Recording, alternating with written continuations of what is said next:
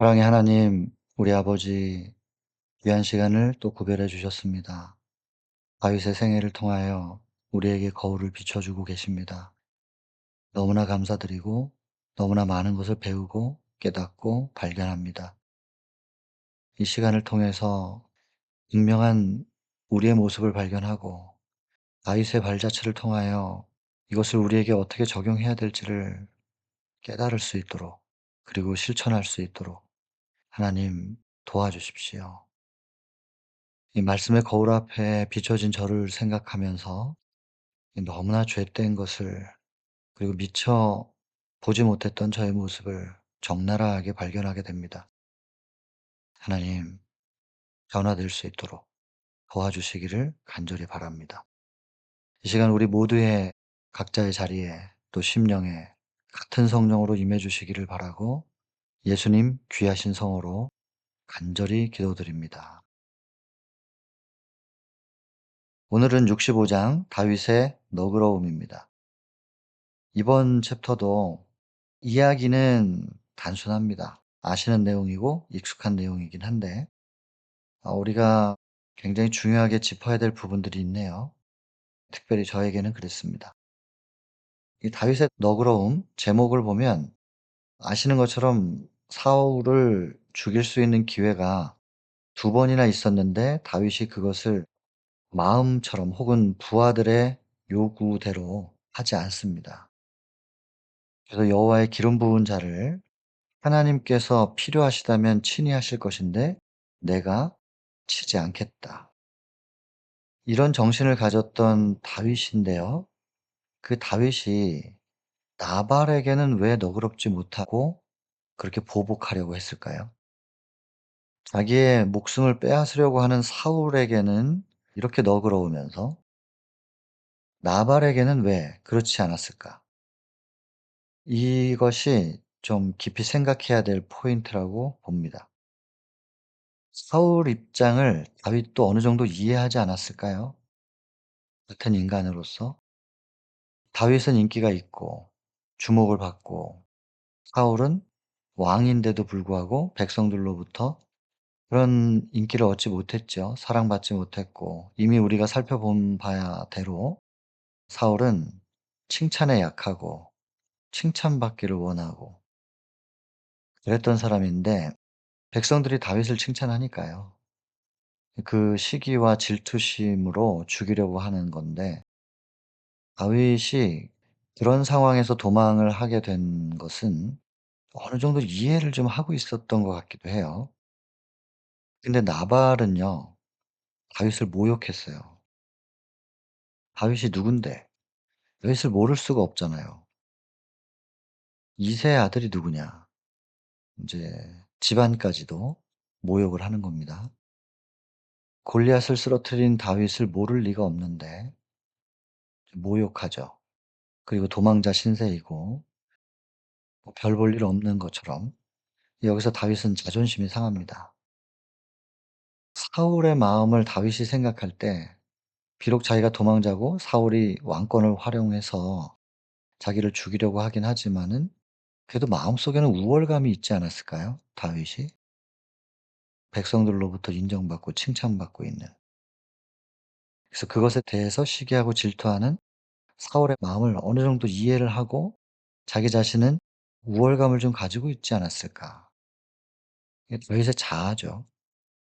근데 다윗이 몰랐을 거예요. 자기 속에 우월감을 가지고 있는 자아가 있는지를 스스로 몰랐을 거예요. 근데 나발이 그것을 무시해요. "너는 그냥 도망자잖아. 내가 왜 대접을 해야 돼?" 물론 다윗과 다윗의 부하들이 나발의 재산을 지켜 주고 보호해 준 것, 나발이 요구한 것은 아니지만 지켜 줬어요. 그래서 그것을 계약을 한 게 아니니까 당연히 뭔가 요구할 권리가 다윗에게 있는 것은 아니에요. 그러나 그 당시에 정서가 그랬다는 것입니다. 그리고 또 워낙에 풍요로운 계절이었고 그래서 좀 호의를 베풀어 줄 만도 한데 인색했죠. 근데 그것만을 가지고 다윗이 그렇게 화를 냈을까? "배은망덕하다."라고 하면서 서로 계약한 건 아니었는데 그러니까 뭐 "계약을 하고 지켜 줄 테니 우리에게 뭐 먹을 것을 줘라." 뭐 이런 계약이 서로 이루어진 게 아니었기 때문에 뭐 좀 '저 사람이 인색한 사람인가 보다.' 할 수 있는 거지, 그것 때문에 가서 칼을 차고 그 나발을 죽이겠다는 그런 충동을 가질 상황까지는 아니거든요. 그럼 왜냐? 다윗이 자존심 상한 거죠. 다윗의 자아가 건드려짐을 당한 것입니다. 그리고는 충동적으로 일어나서 군사를 일으키려고 해요. 그 부분에 대해서 이 본문에서는 뭐라고 표현하냐면 "아직도"라는 표현을 씁니다. 아직도. 다윗은 아직도 하나님의 훈련 과정을 다 통과하지 못한 거죠. 아직 단련돼야 될 부분이 남아 있었다는 것입니다. 이건 굉장히 충격적입니다. 골리앗을 쓰러뜨렸던 다윗, 대단한 믿음의 용사였지만 하나님과 그렇게 연결되어 있는 사람이라 할지라도 다듬어져야 될 시간은 분명히 필요하네요. 그래서 다듬어지지 못한 모습이 많이 보인다고 해서 '저 사람이 하나님과 연결되어 있지 않다.'라고 우리가 단정 지을 수도 없는 것인 것 같고요. 왜 주변에 보면 참 그야말로 되먹지 못한 사람들도 있잖아요. 그렇게 보여지고 판단되는, 눈살이 좀 찌푸러들게 만드는 그런 사람들도 있는데 '저런 사람들이 하나님과 무슨 관계가 있을까.'라는 생각을 하면 안 된다는 것을 배웠어요. 하나님과 관계가 있는 사람도 다듬어지는 시간이 이렇게 필요한 것이라면 다윗 같은 사람처럼 좀 다듬어지지 못한 모습을 보여주는 우리 주변에 어떤 사람이 있다 할지라도 그 사람이 그런 겉으로 드러나는 모습 때문에 '저 사람은 하나님과 관계가 없을 거야. 연결되어 있지 않을 거야.'라고 단정 지을 수는 없다라는 것을 생각하게 되더라고요. 그리고 또 한번 반대로 생각해 보면 하나님과 연결되어 있는 사람이라 할지라도 골리앗을 쓰러뜨렸다 할지라도 '내가 이 정도면 대단한 믿음의 소유자이고 대단히 하나님께 신임받고 있는 사람이구나. 괜찮은 사람이구나.' 이렇게 생각할 수 없다는 것입니다. 끊임없이 자기를 살펴야 되는 것이고 골리앗을 쓰러뜨린 것 때문에 내 속에 형성된 자아와 자부심, 분명히 하나님께서 하신 일인데 '나는 용기 있게 나갔었다.' 이거죠. 이것에 대한 자부심이 자아가 될 수 있다는 것을 생각했어야 되는 것이죠. 사단이 변질시켜 놓은 우리 본성 속에서는 자아가 계속 올라온다는 것입니다. 자아가. 근데 문제가 뭐냐면 자기가 자기의 자아를 모른다는 거죠. 발견하지 못해요. 자랑하고 자부심 갖고 이거 전부 자존심인데 자아고 이것을 생각해야 된다는 것이죠.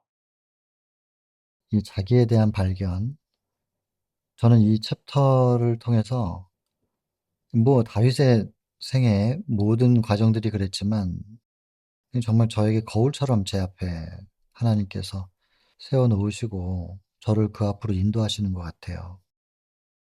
"네 마음속에 뭐가 있는지 보라." 저에 대한 발견하라고.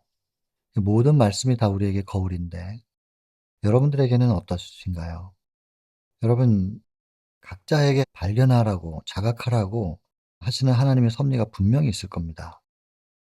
이 챕터를 통해서도 우리가 또 한 번 하나님의 자비의 거울 앞에 어떻게든 우리의 자아를 발견하고 그걸 하나님 앞에 들여서 씻어서 하늘에 합당한 사람으로 변화시키시려고 하는 하나님의 그 은혜의 인도하심이 우리 모두에게 느껴질 수 있는 65 장이면 좋겠습니다. 이제 본문을 한번 보겠습니다. 아히멜렉 대제사장이었는데 그의 가족들, 그 마을에 있는 사람들까지 다 죽였어요, 사울이 잔인하게. 살아남은 사람 하나 있었습니다, 아들. 아비아달이라는. 그래서 다윗에게 와 가지고 상황을 설명해요. 다윗도 그 얘기를 듣고 '그럴 줄 알았다. 예상했었다.' 이거죠. 도액이라는 사람이 거기 있었는데. 그래서 이 아비아달을 후대하고 이제 곁에 둡니다. 보호해 주고. 그런 상황이 되어서 인제 사울이 어느 정도로 잔인하게 지금 사실상 미쳐 있는지, 자기 하나를 잡고 죽이겠다고 대제사장과 그의 가족들과 그 마을 사람들을 다 죽이는 이건 광기잖아요. 그 다윗이 좀 더 긴장을 합니다. 그리고 자꾸 이동해요. 그릴라로 갔다가 십황무지로 갔다가. 근데 왜 자꾸 이렇게 이동하냐면 밀고자들 때문에. 뭐 다윗을 대부분 사랑했지만 백성들이 뭐 다 그런 건 아니니까요. 뭐 항상 100% 사랑받는 존재는 없잖아요. 아무리 존경받는 사람이라 할지라도 또 뭐 안 좋게 생각하는 사람도 있고 또 주변에 기회주의자들도 있기 때문에. 그래서 이 밀고자들이 자꾸 생기는 바람에 여기저기 이동을 합니다. 그래서 십황무지로 갔을 때 또 요나단이 방문을 해 줘서 굉장히 큰 용기가 되죠. 여기 도피자는 큰 용기를 얻었다. 근데 어떻게 용기가 되냐면 요나단이라는 사람의 방문만으로 용기가 된 건 아니고 대화를 나눌 때 하나님께서 다윗을 어떻게 구별하시고 인도하셨는지에 대한 과거를 쭉 추억하면서 다시 한번 확인하게 되고, 사실상 하나님께서 "다윗 너를 선택한 것을 내 아버지 사울도 안다." 이 말입니다. 아는데 인정하고 싶지 않아서 저렇게 발악을 하는 거지. 하나님의 뜻은 너에게 있다. 보면 알지 않느냐. 골리앗을 쓰러뜨릴 때부터 기름 부음도 받았고 쭉 모든 과정 속에서 이제 이런 내용들, 그래서 하나님의 인도하심, 과거에 하나님께서 나를 어떻게 함께 하시고 인도하셨는지 그리고 여기까지 오게 되었는지에 대한 그 기억을 다시 복귀하면서 용기가 되는 거예요. 그래서 화이트부인의 자서전에도 그런 표현이 있더라고요. 과거 발자취에서 하나님께서 나를 인도하신 그 은혜를 잊어버리는 것. 그거보다 더 두려운 일은 없대요. 미래에 대해서 두려워할 일이 아무것도 없다는 거예요. 딱 굳이 하나를 뽑자면 어제의 하나님이 나를 인도하신 것을 잊어버린다면 미래는 두렵다. 근데 그렇지만 않는다면, 하나님께서 나와 함께 하셨다는 것을 잊어버리지만 않는다면 우리는 미래에 대해서 두려워할 일이 없다라고 화이트부에는 기록을 했더라고요. 그러니 여기서도 보면 다윗이 용기를 다시 얻을 수 있었던 거, 과거에 하나님께서 자기를 인도하신 것을 추억하면서 용기를 얻는 겁니다. 그 하나님이 지금도 나와 함께 하신다. 이렇게 되는 거죠. 그리고 찬양에 인제 가사를 써 가지고 시를 써서 찬양합니다. 그리고 그런 상황 속에서 인제 이 십황무지 사람들이 사울에게 또 밀고 하죠. 다윗이 여기 있다고. 그러니 다윗이 또 자리를 옮겨서 산으로 피신을 했는데, 사실 이 산이 인제 피해 있기가, 글쎄요. 산이 좀 크면 산 전체를 포위할 수 없기 때문에 산을 넘어서 도망가면 되니까 뭐 피할 수 있는 곳이긴 한데 썩 유리한 곳은 아니죠. 산속에 뭐 먹을 게 그렇게 충분히 있는 것도 아니고 포위해 버리면 항복할 수밖에 없는 그런 상황인데, 어쨌든 거기서 은신처를 좀 찾았나 봐요. 그래서 사울이 찾아옵니다. 군사를 이끌죠. 한 3,000명 군사를 이끌고 왔다가 이제 그 사울의 군사들을 다윗과 다윗의 부하들이 보는데요. 여기서 참 우리가 좀 주목해서 볼 부분이 있는데, 뭐냐면 일이 어찌 될지에 대해서 하나님의 지시를 기다리고 있었다. 이런 부분들은 참 훌륭한 부분이잖아요. 근데 이 내용을 보면서 느끼게 되는 게 뭐냐면은, 이렇게 하나님의 지시를 기다리는 이 정도 믿음의 사람이면 한결같이 이렇게 믿음의 사람일 수 있을 거라고 생각을 했었는데요. 그게 한결같지가 않더라고요. 어느 때는 믿음을 지키는 모습이 있고 어느 때는 또 믿음을 놓치고 혹은 믿음이 약한 모습 왔다 갔다 해요. 이게 사람인 거죠. 근데 여기 인제 아까도 말씀드렸지만 서두에 그 아직도라는 그 표현, 아직도. 지금 훈련 과정이라는 것입니다. 다윗이 이 고생을 하고 있는 것이 지금 왕이 될 만한 훈련을 받고 있는 거죠. 사울은 하나님께 이런 훈련을 받지 못했어요. 그럴 시간도 없었고. 백성들은 당장 왕을 달라는데 뭐. 그래서 적당한 사람 세우게 된 건데, 다윗은 그의 중심은 이제 왕이 될 만했죠. 책임감, 맡겨진 양들에 대한 사랑. 왕이 될 만한 중심을 갖고 있었지만 왕이 되기 위한 제목도 갖추어져야 될 것이 있었는데 사울처럼 왕으로 세울 수는 없으니까. 그래서 훈련시키는 모든 과정이죠. 그래서 골리앗을 쓰러뜨린 이후에 왕궁에 가서 계속해서 이제 왕의 모습을 보게 되고 또 정치라는 게 뭔지에 대해서 간접적으로나마 볼 수 있는 기회를 하나님께서 계속 주시고, 그러다 나중에는 이렇게 도망자가 되면서 또 다윗이 겪는 여러 상황 속에서 그의 마음의 그릇을 좀 넓히고 계시는 거죠. 그리고 또 하나는 자기의 부족한 점을 깨닫게 하시고 발견하게 하시는 모든 과정이고 훈련이더라 이거죠. 그리고 나중에 끝내 다윗은 왕이 됩니다. 그리고 성전을 세울 수 있는 모든 준비를 다 할 수 있는 그 정도의 역량을 가진 사람이 되잖아요. 물론 성전을 직접 짓지는 못하지만 성전 짓는 건 이제 사무엘이 했죠.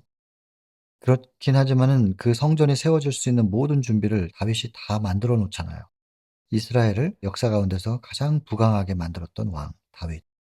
다윗이 그런 위대한 왕이 되기 위한 갖추어져야 될 부분들을 하나님께서 지금 다 갖출 수 있도록 훈련시키고 계시는 과정이라는 거. 그래서 이렇게 하나님의 지시를 기다리는 훌륭한 배울 점들이 있으면서 동시에 또 연약한 모습도 같이 나옵니다 지금.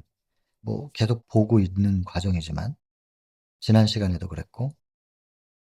근데 요런 부분들은 인제 배워야 될 부분이죠 우리가. 그리고 아시는 것처럼 죽이지 않아요 기회가 있었는데. 여기 지금 "내가 원수를 내 손에 붙이리니 너의 소견에 선한 대로 그에게 행하라." 이게 하나님께서 이렇게 말씀하셨으면 죽여도 되는 거잖아요. 그래서 제가 이걸 찾아봤거든요. 이렇게 말씀하신 적이 없어요 성경에. 그러면 이게 왜 이렇게 말하냐. 부하들이 말한 거예요. 부하들이 이제 말씀을 이렇게 자기 나름대로 해석해 가지고 적용을 해서 말을 하는 거죠. 뭐 근거가 없진 않더라고요. 근거가 있긴 있지만 "사울을 죽여도 된다."라고 직접 말씀하신 적이 없어요. 예, 사울을 원수라고 말씀하신 적도 없었고.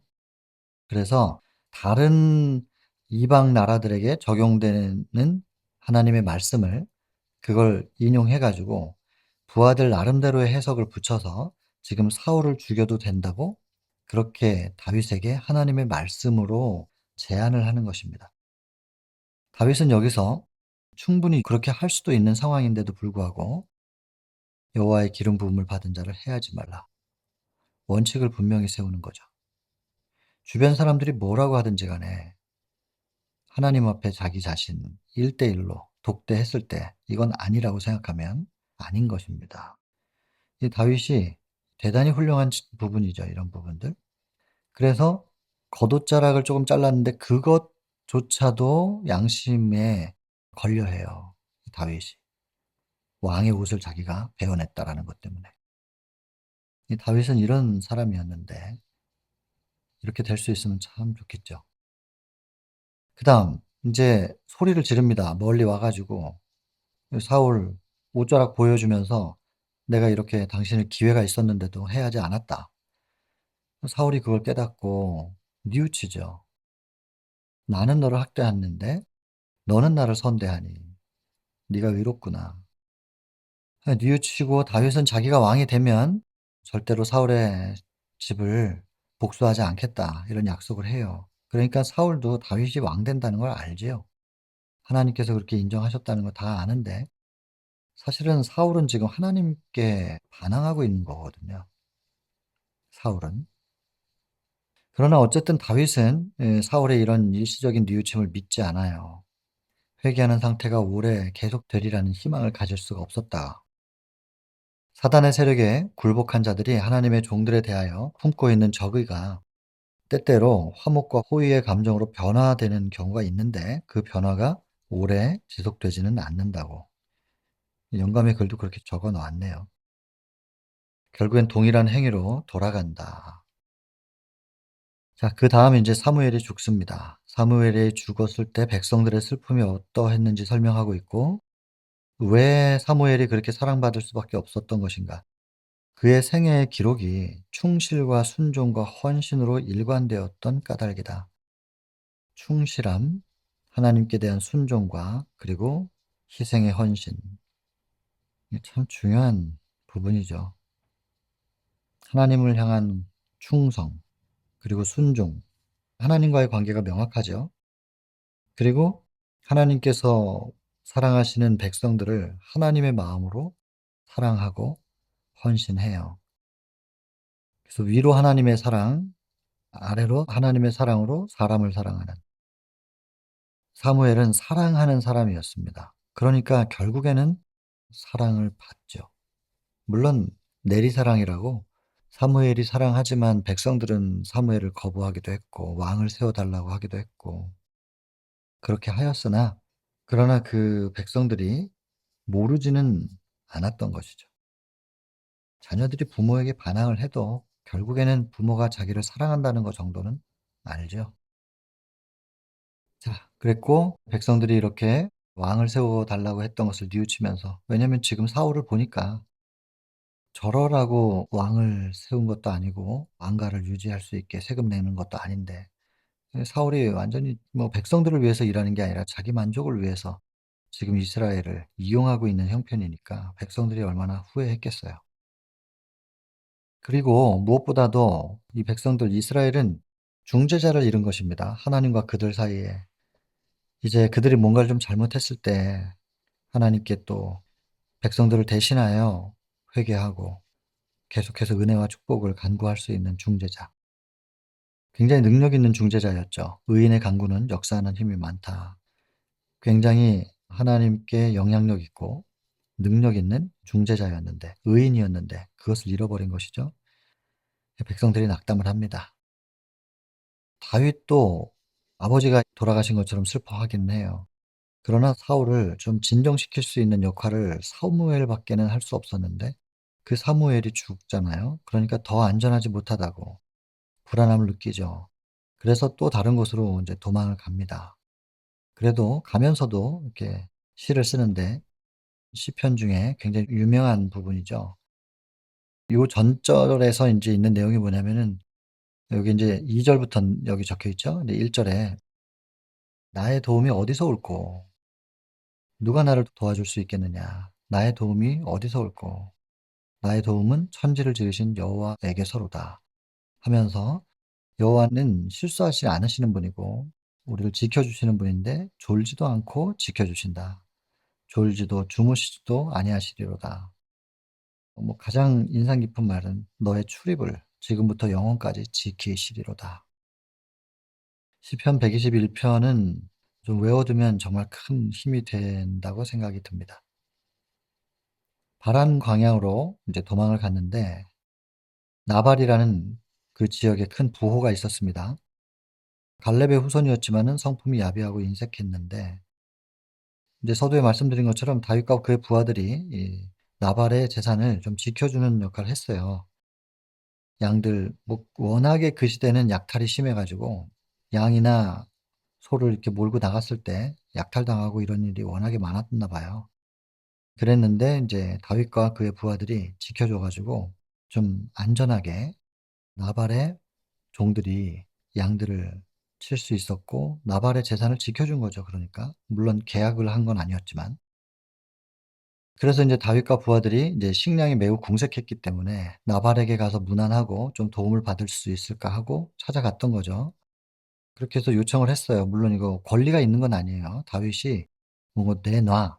하고 요구할 수 있는 권리가 있는 건 아니었지만, 충분히 그 당시에 정서적으로는, 또 그 지역의 정서로는 그렇게 좀 호의를 요청하고 또 호의를 베풀어 줄 수 있는 그런 상황이었는데, 다윗이 누구고 이새의 아들이 누구냐 이러면서 다윗을 모욕한단 말이에요. 그랬더니 다윗이 화가 나요. 그리고 싸울 준비를 갖추도록 하고 이제 나가려고 하는데, 이 충동적인 행동이라고 표현을 하잖아요. 이거는 다윗의 성품이 아니고 사울의 성품이죠. 근데 이새의 아들은 아직도 고난의 학교에서 인내의 공과를 배워야 하였다. 이게 하나님께서 지금 다윗을 위하여 고난의 학교를 베푸시고 훈련시키고 계시는 과정이었구나. 이렇게 생각할 수밖에 없는 상황인 거예요. 다윗 입장에서는 굉장히 시련을 당하고 있는 거잖아요. 그냥 시골에서, 베들레헴 조용한 마을에서 그냥 양치기 하면서 평생을 살았으면 평화롭게 살았을 텐데, 괜히 기름을 붓고 왕으로 세우겠다고 해 놓고서 이렇게 지금 고생을 해야 되잖아요, 그것 때문에. 다윗 입장에서 볼 땐 좀 억울할 수도 있는데, 이 과정이 시련이 아니라 이제 훈련이었다는 거.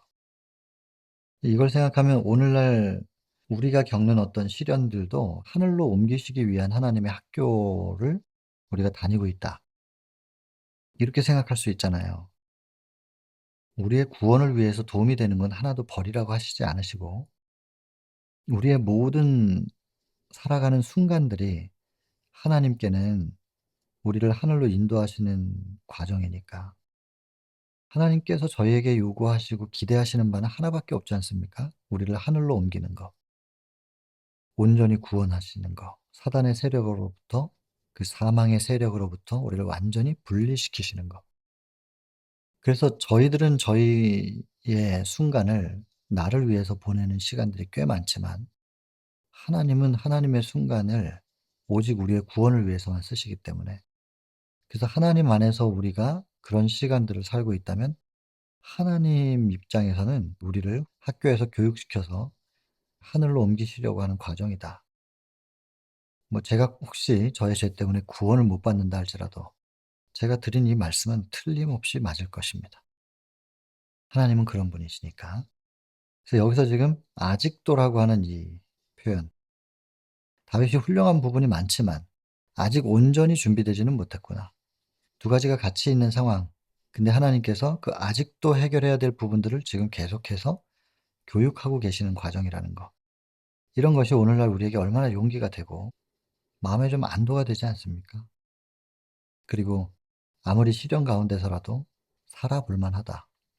버텨 볼 만하다. 왜냐하면 이 시련의 끝은 분명히 구원일 테니까. 우리가 하나님을 포기하지만 않는다면 그래서 어떤 시련 속에서도 우리는 낙담하지 않을 수 있는 이유를 찾습니다. 여기 이런 문구들 때문에. 자, 그다음에 이제 나발의 아내 아비가일이 참 훌륭한 여인으로 여기 등장을 합니다. 이렇게 훌륭한 여인이 다윗이 아내로 맞이하려고 했을 때 거기에 응한 걸 보면 이게 그 당시에 관습이라고 여기 적혀 있는데 관습의 지배에서 벗어나는 인간이 참 쉽지 않은 것 같아요.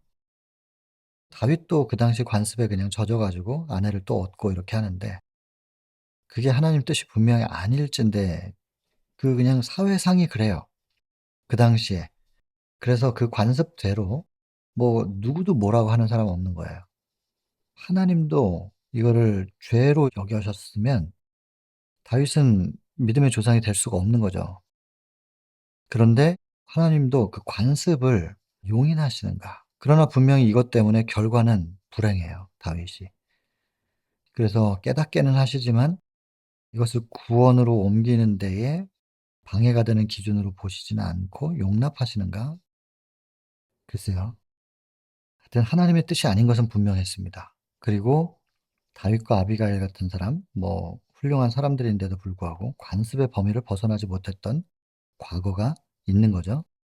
그럼 오늘날 우리는 어떻게 하면 지금 이 영적 바벨론의 관습에 물들지 않고 마치 금신상 앞에서 꼿꼿하게 허리를 숙이지 않고 서 있었던 다니엘의 그 세 친구처럼 그게 남은 물인데 절대로 타협하지 않는 관습에 눌리지 않는 그런 무리가 돼야 되겠죠. 그 남은 무리를 통하여 바벨론이 무너진다는 경고를 할 수 있었고 다니엘이 바벨론이 무너진다는 얘기를 했잖아요. "다음 나라가 세워질 것이다." 그랬던 것처럼 오늘날 우리도 영적 바벨론 시대에 바벨론이 무너진다는 얘기를 바벨론을 향하여 비록 포로라도 이 작은 자가 바벨론이 무너진다는 외침을 외치는 거죠. 그리고 끝내는 꼿꼿하게 서서 절대로 절하지 않는 이 다니엘서는 남은 무리에 대한 상징인데 뭐 예언도 큰 부분이긴 하지만 어떻게 하면 남은 무리가 형성이 되고 남은 무리의 역할이 무엇인가 그것을 보여주는 책이 다니엘서.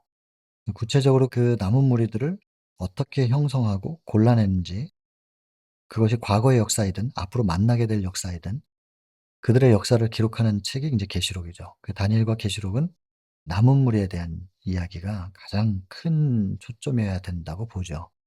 예언 해석도 중요하긴 하겠지만. 근데 여기 지금 다윗이나 아비가일은 관습의 범위를 벗어나질 못했습니다. 근데 어쨌든 이 아비가일이 훌륭한 여인인 건 틀림없어요. 보니까 아비가일이 남편 나발이 어떻게 행동했는지에 대해서 종들을 통해서 들었어요. 그러니까 급히 인제 식량을 준비하고 해 가지고 다윗에게 찾아갑니다. 그리고는 남편은 "다윗이 누구간데." 이렇게 얘기했는데 그 아내는 "내 주여."라고 하면서 깍듯하게 존중하면서 남편을 변호해요. 그 사람이 계획적으로 그런 게 아니라 그냥 본성이 폭발한 것이다.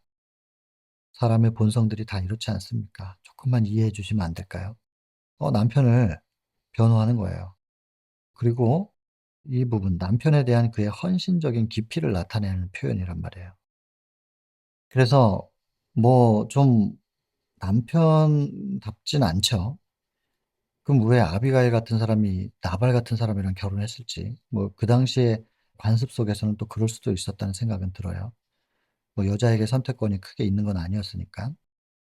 근데 결혼해 보니 남편이 그 모양이에요. 그러나 그럼에도 불구하고 남편에 대한 그의 헌신의 깊이가 있어요. 그리고 남편을 변호해요. 본성이 폭발한 것이니까 용서해 달라는 거죠. 그러면서 뭐라 하냐. 피를 흘리지 말라. 그러니까 하나님께서 친히 하실 일인데 당신의 손에 피를 흘리지는 말아 달라. 이것이 은근히 나발을 죽이지 말아 달라는 그 내용인데 직접적인 표현을 쓰지 않으면서도 그것을 요렇게 우회적으로 돌려서 표현을 합니다. 그리고는 인제 준비해 온 식량을 주고 이러면서 이제 위로해요, 다윗과 그의 부하들을. 그리고 다윗이 무엇을 기다려야 되는지를 인제 말해 주죠. "내 주께서 여호와의 싸움을 싸우시며 하나님이 싸워야 될 일을 당신이 싸우면 안 되지 않겠습니까?" 그 말이죠. 하나님께서 복수하실 것이고 하나님께서 갚으실 일을 당신이 직접 나서서 그 피를 흘리고 죽여야 되겠습니까? 그런 얘기죠 지금. 내 주의 일생에 내 주에게서 악한 일을 찾을 수 없게 그렇게 좀 순결하시면 안 되겠습니까? 아비가일은 은근히 다윗이 해야 할 일을 제시하였다.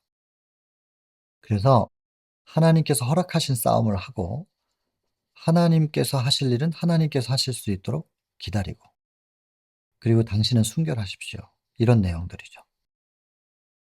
그래서 이 말들은 하늘의 지혜를 받은 자의 입술에서만 나올 수 있는 말이었대요. 그러니까 하나님과 늘 연결되어 있는 사람들은 하늘의 지혜의 통로가 되는 거죠. 그죠? 그리고 다윗이 그 말을 듣고 나서 떨어요.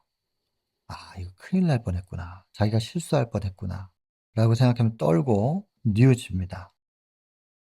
이스라엘 여인처럼 이 이스라엘 아비가일처럼 분노한 마음을 가라앉히고 조급한 충동을 막고 이 다윗 같은 사람도 충동이 있는 거예요. 근데 그것을 막고 조용한 말과 때에 적합한 지혜로 큰 악을 억누를 자들이 많이 있다면 얼마나 좋을까. 이렇게 지혜로운 여자들이 좀 많으면 얼마나 좋겠느냐. 그 말이죠. 하나님의 뜻을 전달하고 당신은 순결했으면 좋겠고 하나님이 하실 일을 당신이 하지 않았으면 좋겠고 당신의 싸움의 대상은 따로 있다. 당신의 손에 하나님께서 원하시지 않는 피를 묻히지 말라.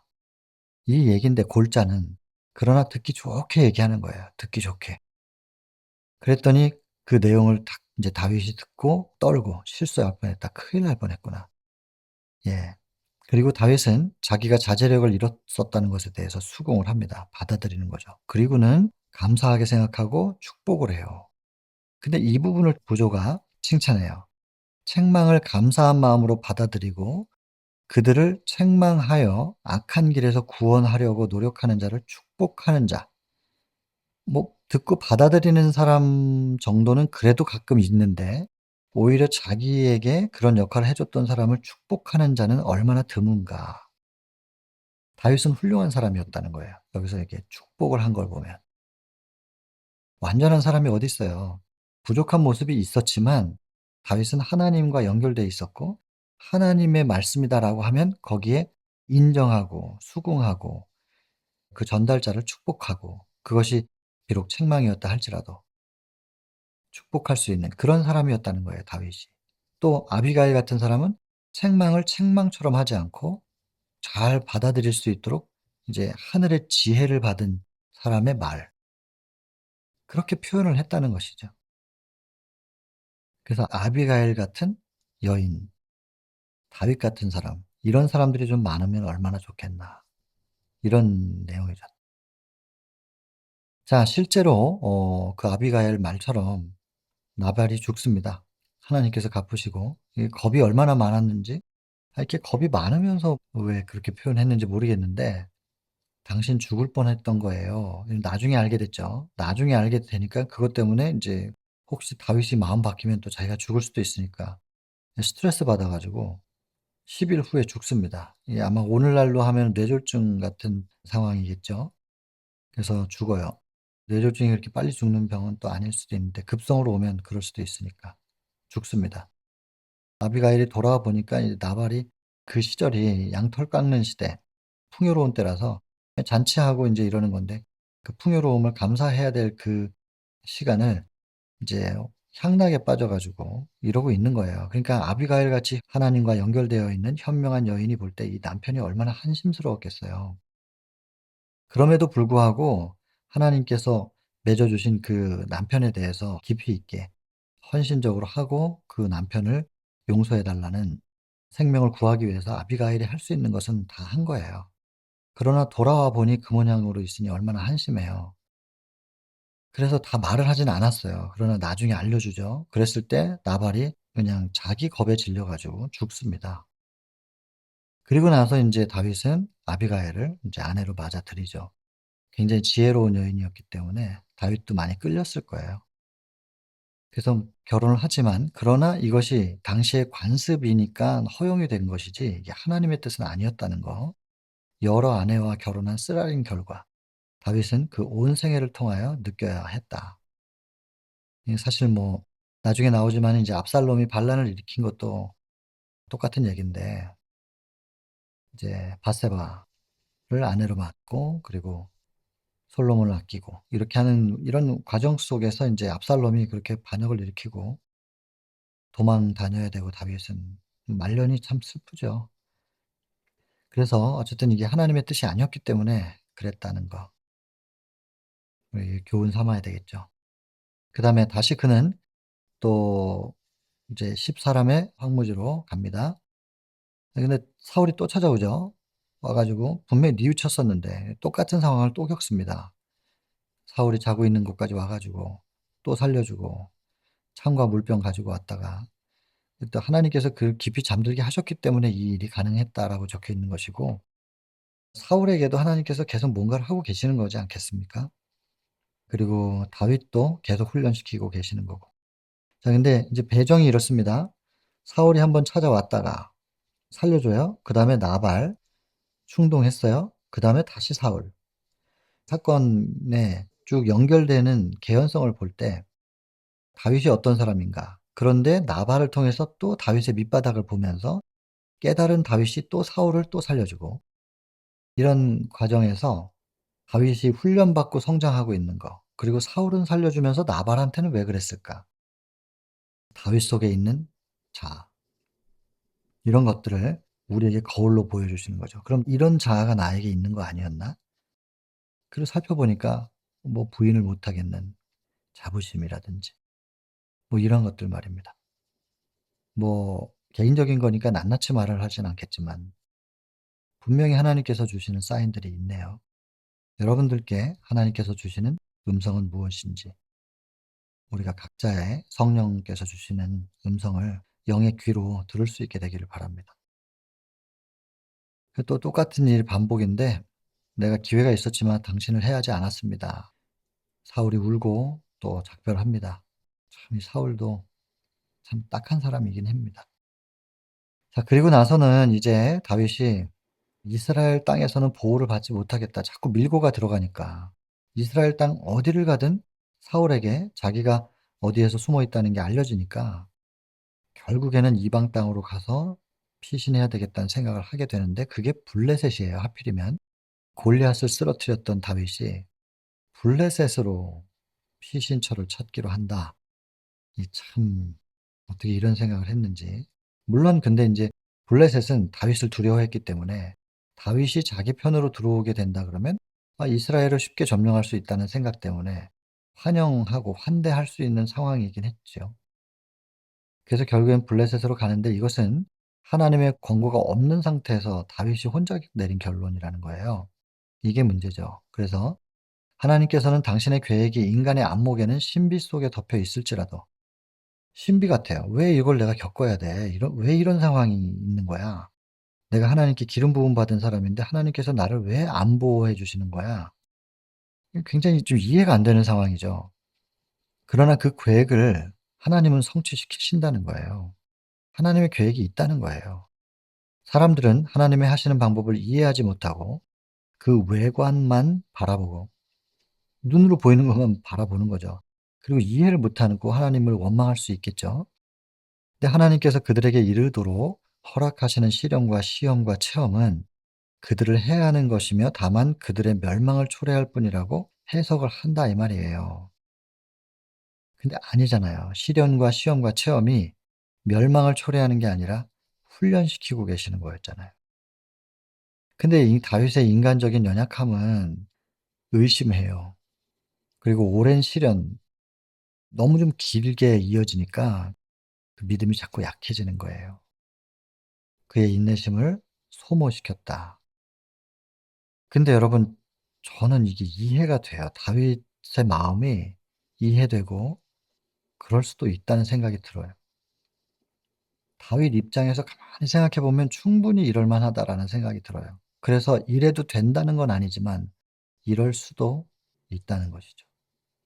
비난 못 합니다 이거. 다윗이 이렇게 의심하고 인내심이 자꾸 없어지고 조급해지고 불안해하고 이런 상황들이 '다윗이 어떻게 이럴 수 있어?' 이렇게 비난할 수 있을까요? 누구간데? 정말 누구라서 이런 다윗의 이런 상태를 비난할 수 있을까요? 이해됩니다. 다만 오늘날 다윗의 역사를 보는 우리들은 이 모습이 우리 속에서 나타나지 않을 수 있도록 하나님을 더 붙잡아야 된다는 것은 틀림없는 정답이지만 다윗이 이렇게 흔들리는 모습을 보이는 것이 비난이 대상일 수는 없다는 거. 누구라서 이만큼이라도 버텨내겠습니까? 여호와께서 다윗을 이스라엘의 가장 큰 원수 블레셋 사람에게 보호를 받도록 보내시지 않으셨는데 다윗은 이제 밀고가 없으니까 블레셋에 가면 밀고가 안 일어날 거니까 그것 때문에 굉장히 스트레스를 받은 거예요. 오늘 챕터에서만도 몇 번을 옮겨요. 이 혼자 옮기는 것도 아니고 식구들이 있잖아요. 여기 갔다 저기 갔다 하는 이게 얼마나 큰 스트레스고 또 자기를 따르는 사람들에게 이게 얼마나 미안한 일입니까? 면목 없고 리더로서 마음이 얼마나 무거웠겠어요. 근데 블레셋에 가면 적어도 그런 밀고 없으니까 자꾸 옮겨 다녀야 될 일은 없을 수도 있으니까 거길 선택한 것 같아요. 근데 하나님 뜻은 아니었다는 거죠.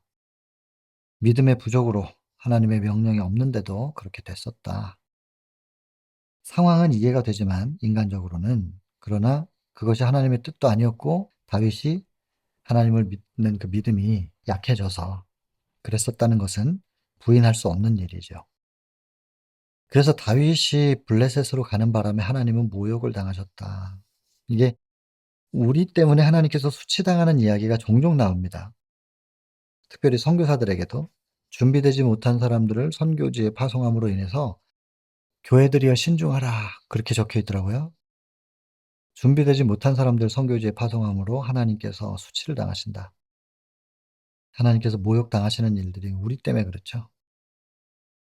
그리고 다윗의 이 행동이 어떤 결과를 낳는지에 대해서 여러 여지가 있다는 것에 대해서 이렇게 설명하고 있는데 다윗이 이방으로 갔다는 인상을 주고 사람들이 다윗을 오해할 수 있는 여지를 만들어 줬고 많은 사람들이 생각할 때 인제 다윗에게 도움이 되지 않고 해가 될 만한 편견을 가지도록 다윗이 허용했다는 것이에요. 다윗이 이런 것들을 계산하지 못했을 수도 있고요.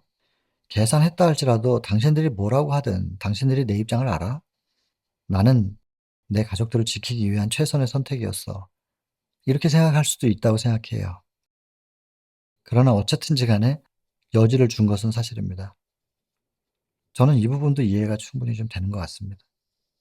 내가 하나님 앞에 최선이었기 때문에 선택한 것인데 그것이 상당한 오해를 만들어 내고 뭐 나중에 해가 될 만한 편견 근데 어쨌든 다윗은 왕으로 세워져야 되니까 결국에 이게 하나님이 피곤하신 일이죠. 이거 다 해결하려면.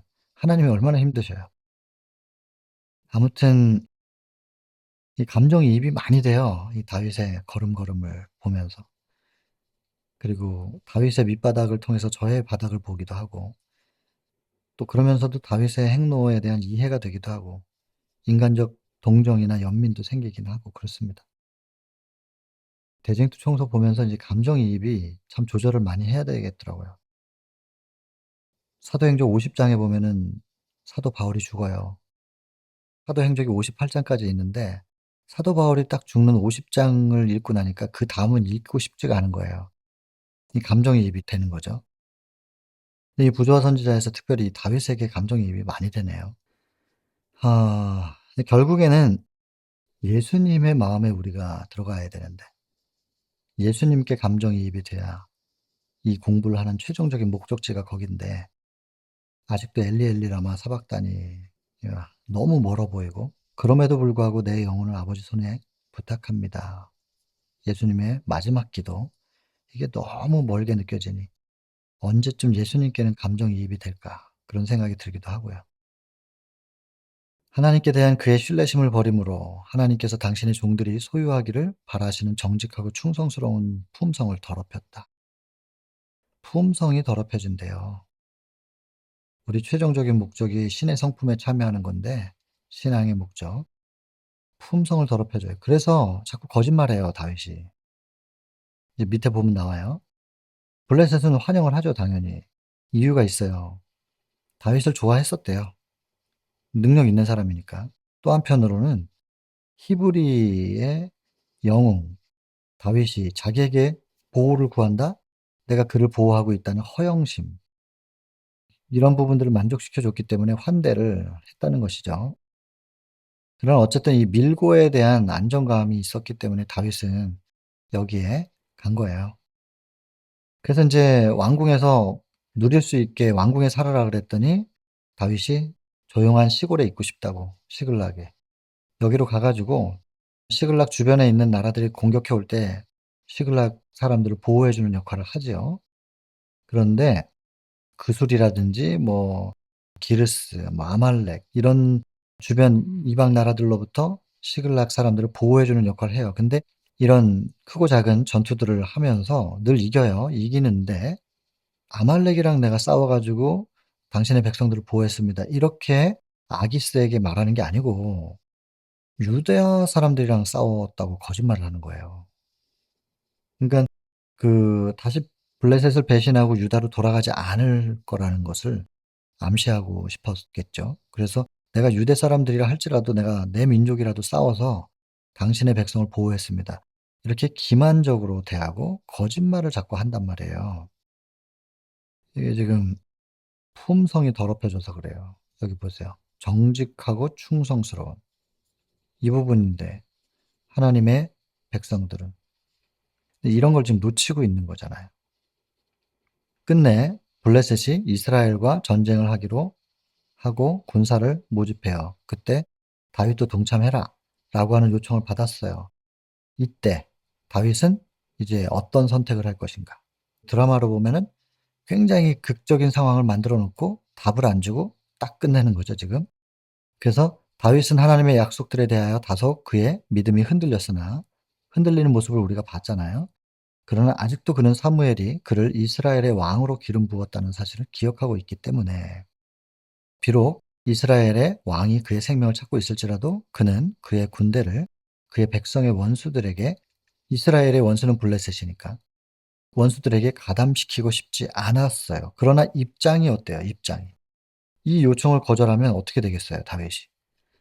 블레셋 왕의 요청을 거절했을 때 다윗은 이제 굉장히 불안한 상황이 됐는데 어떻게 진행됐는지 답을 안 주고 딱 끝냅니다. 그리고 다음 장으로 넘기네요. 자, 궁금함을 좀 가지고 우리가 다음을 기다려 보겠습니다. 다윗의 너그러움, 좀 긴 내용이긴 했지만 오늘 충분히 내용은 좀 다루어 주었다고 봅니다. 네, 여러분들이 좀 더 읽으시고, 특별히 저에게는 거울이 된 내용인데 이 거울 앞에 많이 서 보시게 되길 바라고, 스스로에 대한 자각과 그리고 혹시 하나님 앞에 해결되지 못한 부분들이 있다면 빨리 자각한 내용들을 하나님 앞에 드려서 사함 받을 수 있는 우리 모두였으면 좋겠습니다. 개인 기도하고 마치겠습니다.